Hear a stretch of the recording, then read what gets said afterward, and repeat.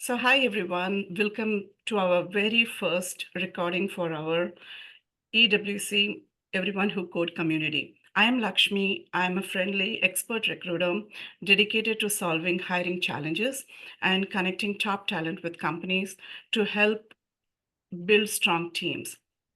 Today, I'm thrilled to kick off this series with Akanksha Buchke, who is joining us on our first engineering experts session. Akanksha is a seasoned senior software engineer from Intuit, and she's here to share her valuable insights on how to prepare for system design. Akanksha, it's an absolute pleasure to have you as our first expert speaker. I also wanted to congratulate you on your promotion to senior software engineer and welcome to our channel.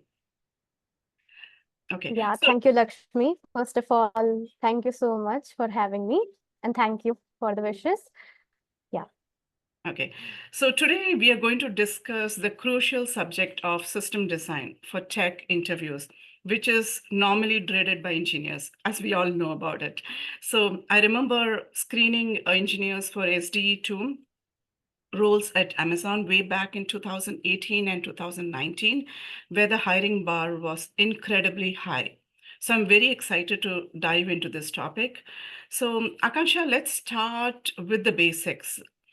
So what does the interview process typically look like for an SDE2 profile? Can you walk us through the various rounds in the interview? yeah, sure, Lakshmi. So I'll tell you about my experience. So for me, in total, there were a couple of rounds, a total of 6 rounds to be precise.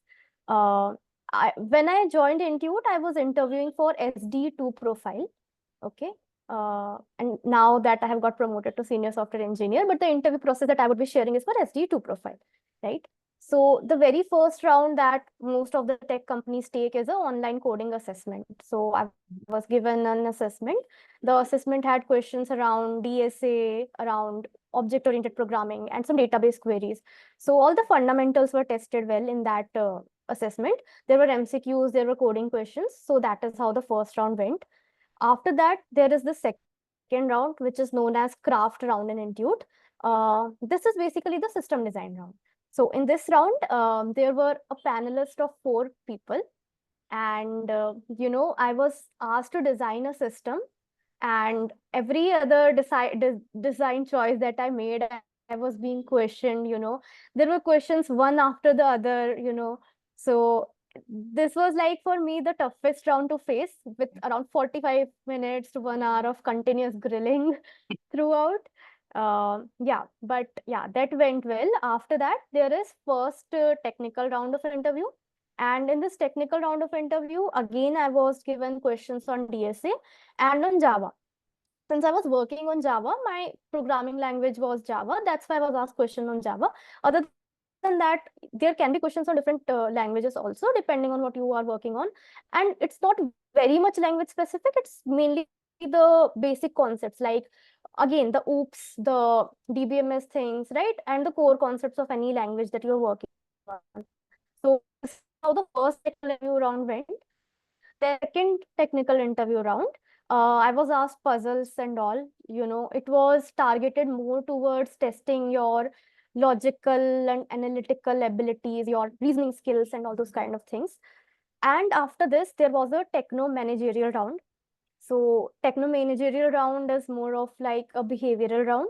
So in that, I was asked about my projects and challenges that I have faced in, implementing things, or things like that, where you generally use the star pattern to answer the questions. So yeah, it was about my past experiences, my projects, and right. So after this round, finally, the sixth round was the HR discussion, and then the offer got released.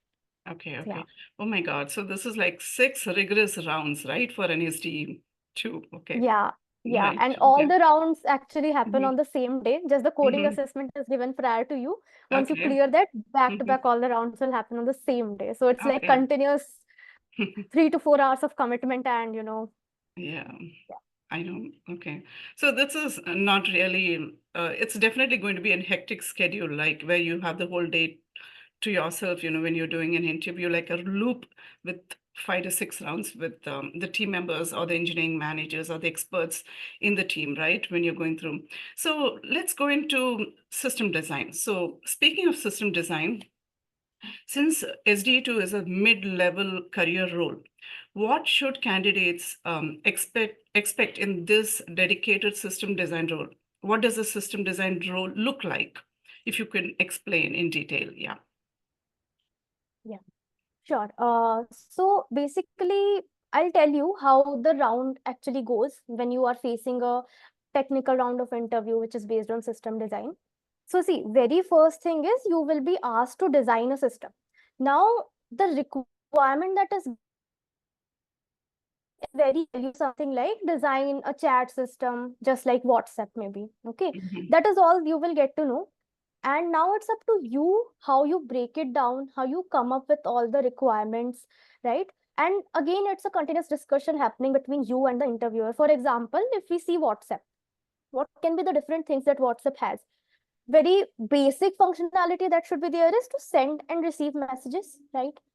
So in this functionality also you see what can be there is, are you doing one-to-one communication or are you communicating in group, right?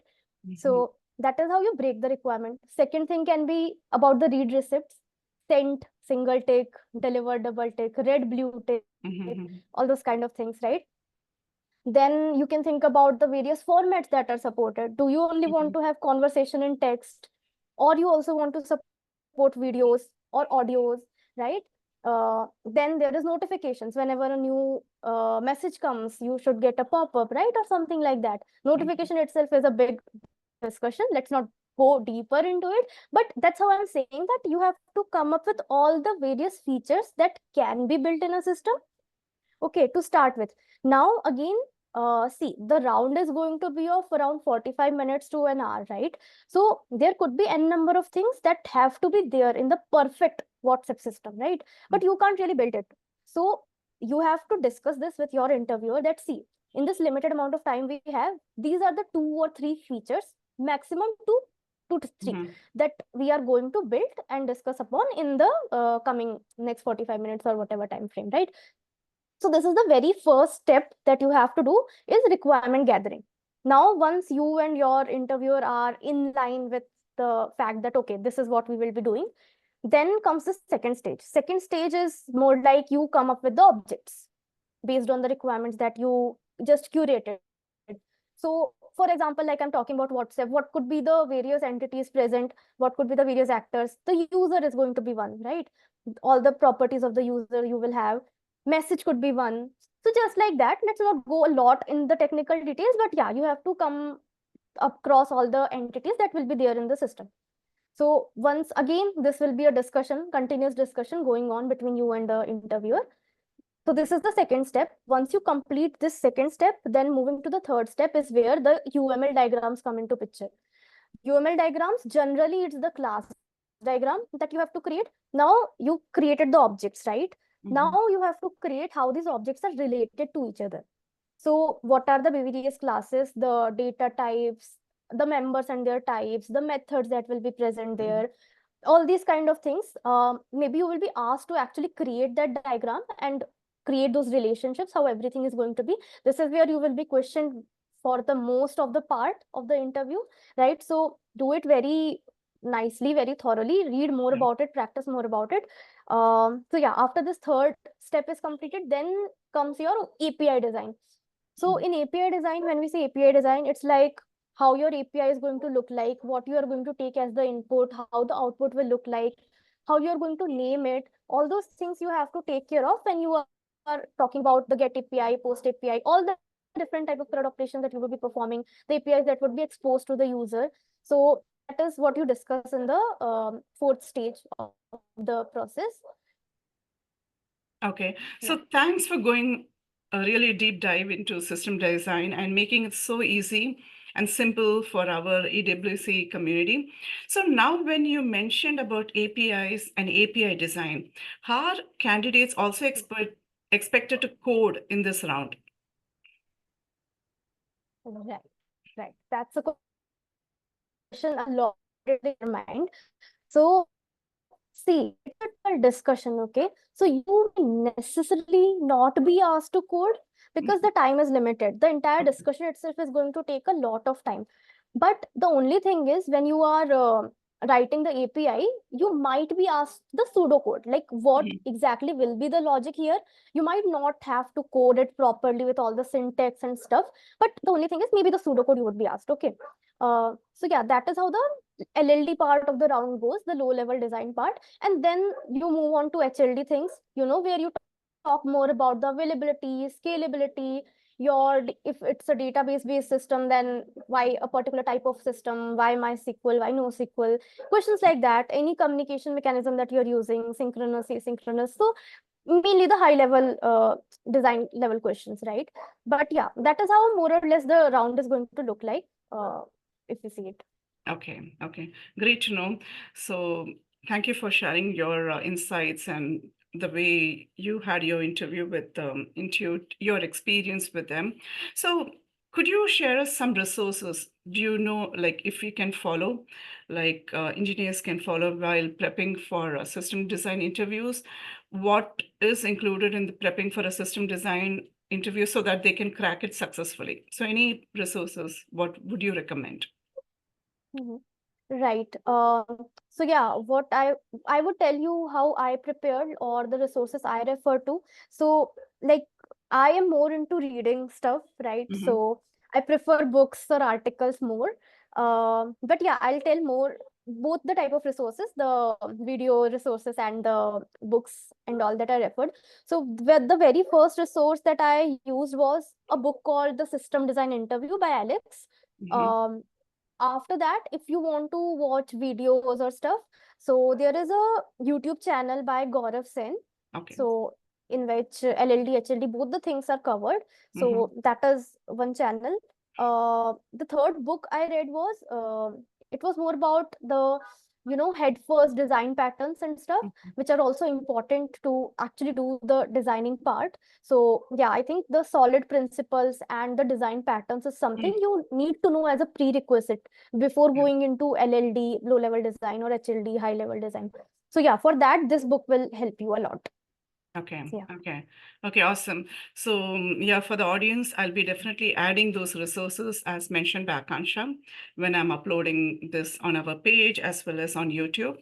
Coming to the next one, how can someone become better at system design? So, what are a few things you should keep in mind, when you are designing, when you're going through the system design round in an interview? What are the do's and don'ts would you like to share from your opinion? Yeah.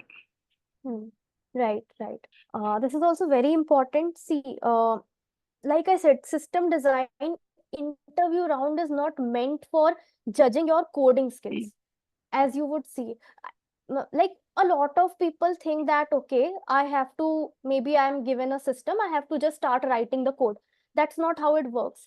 So the very first thing you should focus upon is that you are not expected to show your coding skills here, right? How well you're able to write the code. I mean, definitely that is important, but it's more about how you are thinking, how you're approaching the problem, that matters more in this particular kind of round.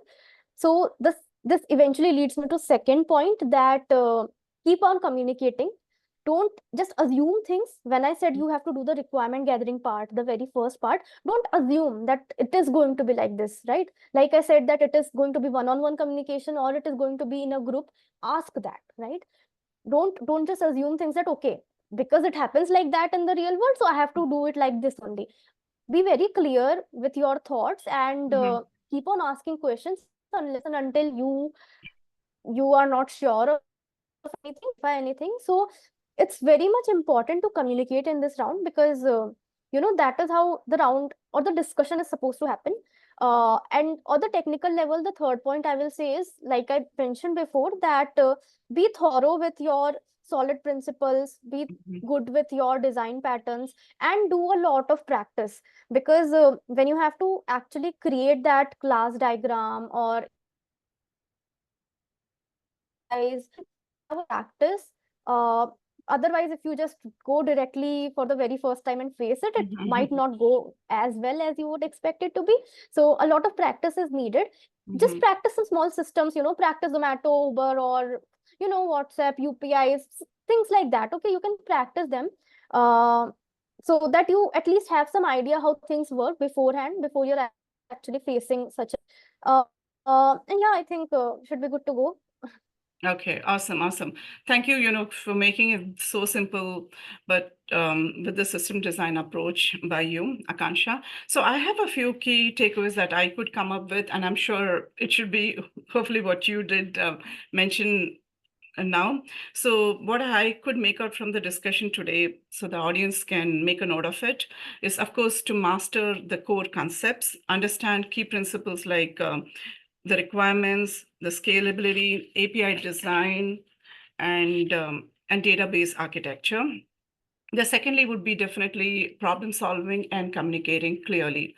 So break down the problem, design solutions, and explain your thought process clearly. Thirdly would be definitely practice whiteboard coding, write clean code, maintainable code, and demonstrating your design choices and API integrations. So am I clear from this? Key takeaways, Akanksha? Okay. Okay, Yes, awesome. yes, Yes. exactly, Lakshmi. Okay. Thank In you. a nutshell, that is what it was Yes. all about. Okay, thank you so much. Yes.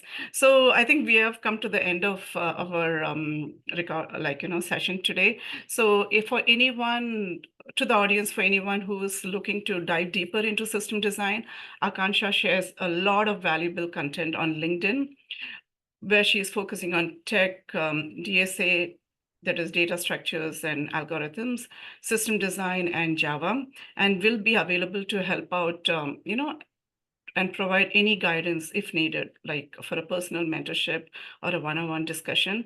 You can definitely reach out to her on TopMate. Other than that, I also wanted to share is, thank you so much, Akanksha, for these valuable insights. I'm sure taking so much time to share your expertise, and definitely we are very grateful. I'm just wanted to share from the EWC community. I'm sure our viewers would found this session incredibly helpful. So audience, if you enjoyed learning something new from this video, don't forget to like, share, and follow this EWC page and the YouTube channel so that others are benefited too. We have more expert sessions coming up, so stay tuned. And if you have any questions or topics you would like us to cover, drop them in the comments below. Also, sign up on our website, everyonewhocode.com, so that you don't miss out on any networking events, insights from engineering experts on critical subjects, open jobs, and more. Also, follow us on our YouTube channel, The Friendly Recruiter. Thanks for watching, and until next time, keep learning, keep growing. Bye for now.